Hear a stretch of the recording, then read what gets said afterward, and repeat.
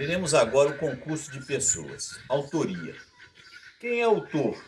Autor é aquele que pratica a conduta típica, é aquele que pratica o verbo do tipo. No crime de homicídio, é aquele que mata. No crime de furto, é aquele que subtrai. Podemos entender como autor também aquele que pratica a conduta típica por intermédio de outrem, é o chamado autor mediato. No artigo 20, parágrafo 2º, diz o seguinte: responde pelo crime o terceiro que determina o erro. Então, olha o exemplo de autor mediato. Existe um indivíduo que quer matar uma pessoa, estão num certo ambiente e há uma oportunidade de ele colocar um veneno na bebida dessa pessoa. Ele vai, atrai uma criança e pede à criança para colocar esse veneno. Então, olha só, quem vai colocar o veneno é a criança.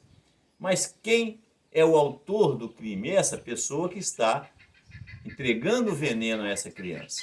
Então é o chamado autor mediato. No direito penal brasileiro, há 4 teorias que tratam sobre a autoria. Teoria unitária, teoria restritiva, teoria extensiva e teoria do domínio do fato. A teoria adotada no Código Penal é a teoria restritiva, conforme o artigo 29 do Código Penal. Há parte da doutrina que também defende a autoria do domínio do fato. Essa teoria do domínio do fato. Entendemos que não podemos aceitá-la em sua inteireza. Por quê? Há situações que o indivíduo realmente não tem o total domínio do fato. Você imagina o indivíduo contrata uma pessoa para matar. Essa pessoa que recebeu o dinheiro para matar pode fugir com esse dinheiro, pode ser presa. Nós podemos entender com tranquilidade essa teoria no domínio do fato quando nós falamos na autoria imediata. Aí sim, na autoria imediata, tranquilamente, porque aquela pessoa que entregou o veneno à criança para colocar no copo, ele tem domínio sobre o fato. Exemplo, o indivíduo colocou, a criança colocou o veneno. Antes da pessoa beber esse veneno, ele pode chegar lá e derrubar esse copo, dar um tapa nesse copo. Quer dizer, esse aí, ele tem um domínio sobre o fato. Veremos agora coautoria e participação. Quando você fala em coautoria, é porque eu tenho mais de que um autor. Porque se A e B mataram C, quer dizer, A é autor, B coautor de A. Se eu falar que B é o autor, o A é coautor de B. Então, quando eu falo em coautoria, que eu tenho mais de que um autor praticando aquela conduta típica. A coautoria se divide em duas: coautoria direta. Coautoria direta é quando todos ali praticam a conduta típica, de uma forma direta. Por exemplo, vão matar uma pessoa, cada um em 3, cada um com a faca. Fura essa pessoa e mata. Na coautoria direta, geralmente os tipos penais são compostos por um só verbo.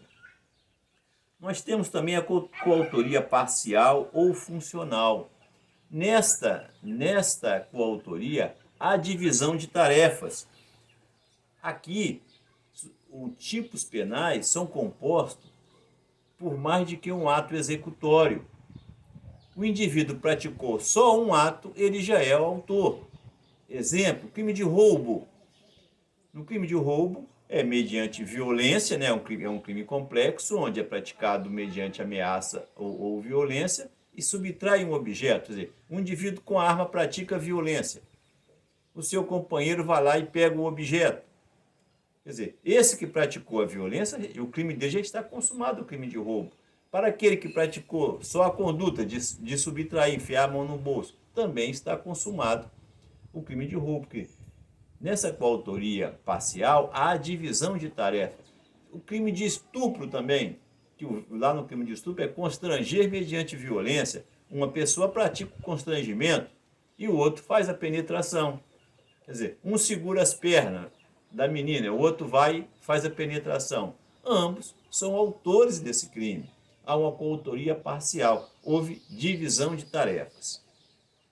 Veremos agora a participação. O que é o partícipe? Partícipe é aquele que induz, instiga ou auxilia. O que é induzir? Induzir é você plantar a ideia na cabeça da pessoa. O que é instigar? É você reforçar essa ideia que já existe na mente dessa pessoa. E auxiliar? Auxiliar é você emprestar algum objeto para essa pessoa praticar o crime. Exemplo, duas meninas, colegas de sala de aula, estão ali, uma fala para a outra: meu namorado está me chifrando, não sei o que fazer. O colega diz o seguinte: ó, se fosse meu namorado, eu colocaria veneno na bebida dele. Olha, se essa menina aceitar essa sugestão e colocar o veneno e matar o seu namorado, ambas vão responder por homicídio. Quem colocou o veneno? A autora do crime. E quem induziu, quem plantou a ideia, é partícipe desse crime, irá responder também por esse crime de homicídio. O que é instigar? É reforçar a ideia. Essa menina fala para outra: olha só, meu namorado está me chifrando, eu estou pensando em colocar veneno na bebida dele. O que a menina diz? Você eu já tinha colocado, você está demorando demais. Então, se ela fizer, ambas respondem por esse crime. Quem colocou como autora e quem reforçou a ideia como partícipe. Seguindo o mesmo exemplo, a menina vai e diz para a outra: eu estou querendo matar meu namorado, a única oportunidade que eu tenho é colocar veneno na bebida dele. Você tem esse veneno para me emprestar? Ah, tenho sim. Vai lá e empresta o veneno. Quer dizer, quem emprestou o veneno auxiliou, é a partícipe, vai responder pelo crime do homicídio da mesma forma daquela que colocou o veneno. Não identificação do autor e possibilidade de punição do partícipe. Olha, você não identifica o autor, mas você pode punir o partícipe, você identificar quem seja. Exemplo, a família viajou, a empregada ficou na residência e ela tem a chave.